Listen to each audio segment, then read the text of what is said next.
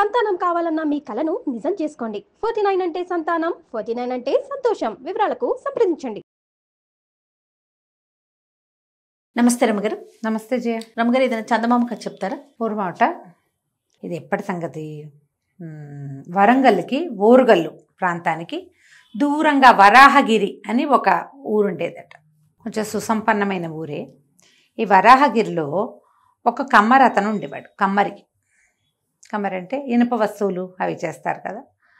సంతానం లేరు, భార్య కొంత వయసు వచ్చాక గతించింది, ఆయన ఒక్కడే ఉండేవాడు. ఏదో చిన్న పన్న కథలు కటార్లు అవి ఇవి ఏవో చేసేవాడు. అతను ఇంక కూడబెట్టలా పాపం.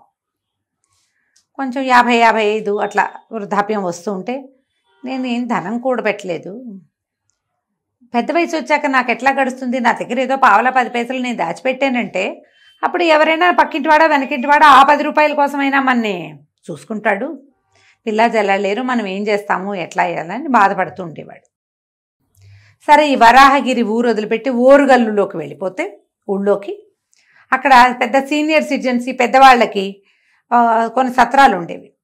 వీళ్ళు అక్కడెక్కడైనా ఉండొచ్చు. ఉంటే రాజుగారే అన్నం పెడతారు అక్కడ ఉండే ముస్లిం ఉతకాకి. ఏదైనా దాటిపోతే వాళ్ళ దీన్ని బట్టి దహన సంస్కారాలు అవి కూడా రాచరికం వాళ్ళే చేసేది. ఆ కాలం అలాంటిది.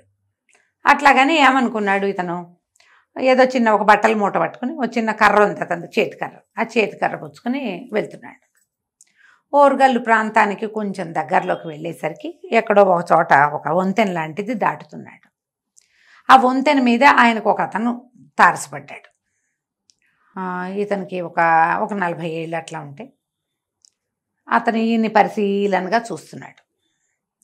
చూస్తూ ఉంటే సరే పలకరించాడు. ఎక్కడి నుంచి వస్తున్నావు ఏమిటి అది అంటే, మా ఊరు వరాహగిరి, నేను ఇట ఓరుగల్లులో రాజుగారు ఏర్పరిచిన ధర్మసత్రాలకు వెళ్తున్నాను అన్నాడు. అనేసరికి అతను బాగా పరిశీలించి చూసి, నీ కర్ర ఒకసారి ఇవ్వవా అన్నాడు. ఆ చేతి కర్ర తీసుకున్నాడు. కర్రను బాగా తిరిగేసి, ఈ కర్ర ఎక్కడిది ఏమిటంటే, నేనే చేసుకున్నాను, మా ఊళ్ళో తెల్లనేరేడు చెట్టు ఉంది. అతను గుర్తుపట్టాడు, ఇది తెల్లనేరేడు కర్ర అని. తెల్లనేరేడు చెట్టు ఉంది, ఆ చెట్టుది చేసుకున్నాను. నీకు కావాలంటే ఆ ఊరు కుర్రాళ్ళు ఎవరైనా కూడా ఇట్టాటి కర్ర చేసి పెడతారు, వరాహగిరిలో ఉన్నది అన్నాడు. అనగానే ఆయన చెప్పాడు, నేను ఉపాధ్యాయుడిని, ఓరుగల్లులో ఉపాధ్యాయుడిగా ఉన్నాను. ముసలైన నీ తత్వం ఏమిటో నువ్వెవరో నాకు తెలియదు, కానీ నువ్వు గనక నా మాట విన్నావా, మన ఇద్దరము ధనవంతులమయ్యే ఒక ఉపాయం ఉంది అన్నాడు. ఆ కర్ర వదిలిపెట్టలా. ఈ ముసలి కమ్మరి అన్నాడు, నువ్వేమనుకుంటున్నావో నాయనా, ఇది కేవలంగా దొరికే తెల్లనేరేడు కర్ర, మా ఊరు వెళ్తే నీకు తయారవుతుంది, దీంట్లో ఏమీ లేదు, ఇది ఒట్టి కర్రే, నేనే చెక్కాను, చెట్టుకొమ్మ విరిచి నేనే చెక్కుకున్నాను, గట్టిగా ఉంటుంది, ఇది విరగదు పగలదు, వాతావరణానికి మారదని నేను ఈ కర్రతో చేసుకున్నాను, ఇది కేవలమైన కర్రే అంటే, కాదు నీకు తెలీదు, అక్రమ్ ఖాన్ అని ఒక దారి దోపిడీ దొంగ ఉండేవాడు ఇది వరకు ఈ ప్రాంతంలో. వీడు తను సంపాదించిన సంపదను అంతటినీ తెల్లనేరేడు చెట్టు కింద దాచిపెట్టాడని ఒక ప్రతీతి. ఈ ప్రాంతాల్లో ఎక్కడా లేదు తెల్లనేరేడు చెట్టు, అది ఒకే ఒక్కటి ఉంది. అది ఎక్కడుంది? వరాహగిరిలో ఆ నదీ తీరానుంది. ఓకే, ఇప్పుడు నువ్వు చెప్తున్నది అదే అయితే, మనిద్దరం కలిసి దాని కింద తవ్వేమా, అంతులేని సంపద మన సొంతం అవుతుంది, ఎవ్వరికీ చెప్పద్దు, నువ్వు నేను ఈ పని చేద్దాం అనగానే ఆశ్చర్యపోయాడు. నిజమా బాబు అన్నాడు.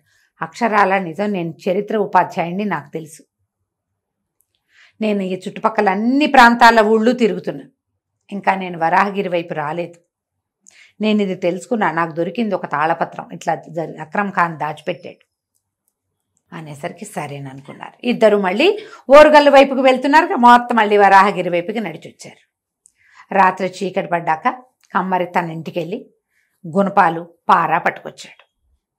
ఇద్దరు కలిసి ఆ తెల్లనేరేడు చెట్టు కింద నదీ తీరాన తవ్వటం మొదలుపెట్టారు. అర్ధరాత్రి దాటేసరికి లాంతర్ కూడా తెచ్చాడు అతను, అది కనపడాలిగా.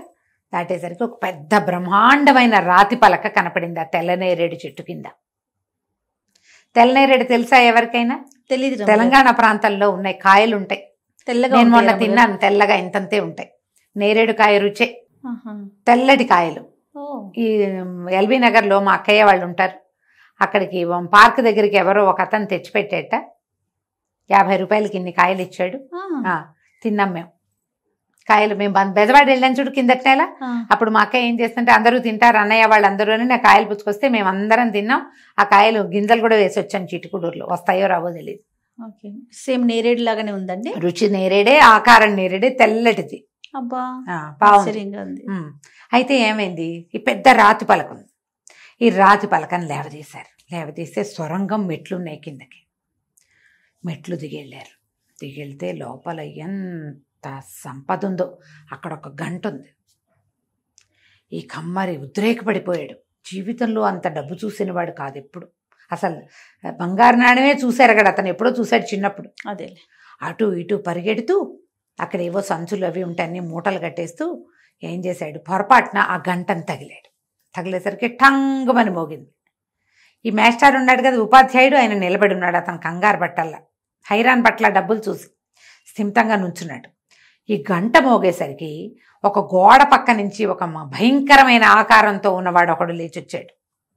ఎవరది గంట కొట్టింది, ఇది రాత్రా పగలా అని అడిగాడు. నిర్ఘాంతపోయాడు కమ్మరాయన. తెత్తమెమ్మెమ్మెమ్మె అన్నాడు. ఉపాధ్యాయుడు చెక్కు చెతర్లు అట్లాగే నిలబడి ఇది పట్టపగలు అన్నాడు. ఓ పగలా, సరే అని ఆ భయంకర ఆకారుడు పోయి మళ్ళీ పడుకుని నిద్రపోయాడు.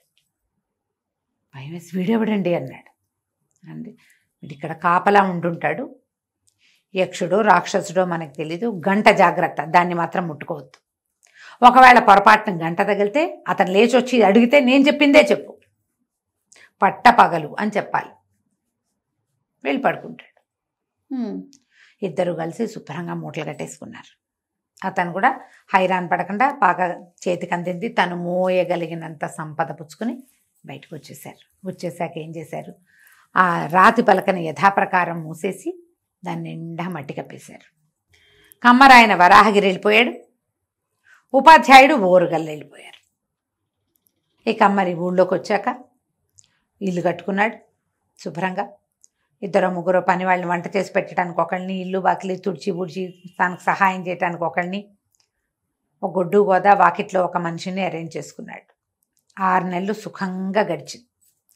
6 నెలల తర్వాత ఇతనికి ఏమనిపించింది, ఎంత సంపద ఉంది అక్కడ, ఇంకా కొంచెం తెచ్చుకోవచ్చు కదా నేను వెళ్ళి. నేను 55-60 ఏళ్ళు వస్తున్నాయి, నా అంతే తీసుకెళ్ళాడు, అతను వస్తాడేమో ఒకవేళ అని చెప్పి ఒకరోజు ఏం చేశాడు, హైరానగా వెళ్ళాడు తెచ్చుకుందామని. రాతి పలక తోసాడు పక్కకి, దిగాడు కిందకి. దిగి ఇవన్నీ సవరిస్తుంటే గంట మాట మర్చిపోయాడు. మూటలు కట్టాడు, గంట తగలంగానే భయంకరాకారుడు లేచి నుంచున్నాడు. ఎవరు వాళ్ళు, ఇది రాత్రా పగలా అన్నాడు. ఇతను వెళ్ళింది ఎప్పుడు, అర్ధరాత్రి. మమ్మని రాత్రే రాత్రే రాత్రే అన్నాడు. ఎప్పుడైతే రాత్రే అన్నాడో ఆ భయంకరాకారుడు ఒక్క ఉదురున్న దూరంగా నుంచున్నాడు. ఇతనికి గోడ దగ్గర ఉన్నాడు, ఇతను యువతలే ఉన్నాడు. ఒక్క అంగలో వచ్చి ఒడిచిపెట్టేసుకున్నాడు. దొంగ వెధవా, అక్రమ్ ఖాన్ సంపదను దాచిపెట్టిందంతా పట్టుకెళ్దామనుకున్నావా? ఎన్నేళ్ల నుంచో ఇక్కడ కాపలా ఉన్నాను, పట్టు ఇవాళ నుంచి నువ్వు కాపలా ఉందు గానని ఇతన్ని బలవంతంగా లాక్కుపోయి ఆ గోడకున్న ఒక గొలుసుకేసి కట్టేశాడు. ఇక్కడ కాపలాకాయ, నేను వెళ్ళిపోతున్నా అని చెప్పేసి ఆ భయంకర ఆకారుడుగా ఉన్నవాడు, వాడు ఎన్నేళ్ల నుంచో అక్కడ ఉన్నాడు బందీగా, అందుకని భయంకరంగా ఉన్నాడు వాడు. ఎవడైనా వచ్చేదాకా ఇక్కడే నేను ఉన్నాను, నువ్వు వచ్చావుగా ఇక్కడ కాపలా ఉండని చెప్పేసి చకచకా పైకి వెళ్ళిపోయాడు. ఆ రాతి పలక మోసేసి మట్టి కప్పేసి వెళ్ళిపోయాడు. తను వదిలిపెట్టిన సంపద అంతా ఇక్కడే ఉంది. మాస్టర్ మళ్ళీ రాలేదు, ఉపాధ్యాయుడిని సంతోషించాడు. ఉపాధ్యాయుడు రాడు, అతనికి తెలుసు ఇక్కడ ఉన్న సమస్య. ఇతనికి కేవలం సంపదే తెలిసింది కానీ సమస్య తెలీదు. ఎందుకంటే అసలు విషయం తెలుసుకున్న ఉపాధ్యాయుడు వీడికి హింట్ ఇచ్చాడు. ఎంత తెచ్చుకున్నామో దాంతో తృప్తి పడితే సరిపోయేదిగా. ఉపాధ్యాయుడు మాత్రం మళ్ళీ రాలా. ఇతను ఇక్కడే ఉండిపోయాడు. ఆ ఊళ్ళో వాళ్ళంతా ఆశ్చర్యపోయారు. ఇంత ఇల్లు కట్టుకున్నాడు, పని వాళ్ళని పెట్టుకున్నాడు, కమరాయన ఏమయ్యాడు? ఏమీ లేదు. బెల్లిగా ఆ పని వాళ్ళ సొంతం అయిపోయింది ఆ ఇల్లు. అంతే. మరి వాళ్ళు రోజు వస్తున్నారు, ఆయన రాలేదు. ఇంట్లో ఉన్న సొమ్ము సంపద వాళ్ళదేగా, వాళ్ళకి తెలుసుగా ఏది ఎక్కడుందో. హాయిగా ఆ ఇంట్లో స్థిరపడి వాళ్ళు స్థిమితంగా ఉన్నారు. అత్యాశపరుడైన వాడు భూగర్భంలో కూర్చుని ఉన్నాడు. కథ కంచికి మనం ఇంటికి. చూసారా, వచ్చిందంత తృప్తి లేదు చూడండి. ఎవ్వరికీ ఉండదమ్మా, ఉండదమ్మ గారు. లోకమే తృప్తి లేని లోకం ఇది. అంతే, లోక సహజం. నమస్తే. నమస్తే.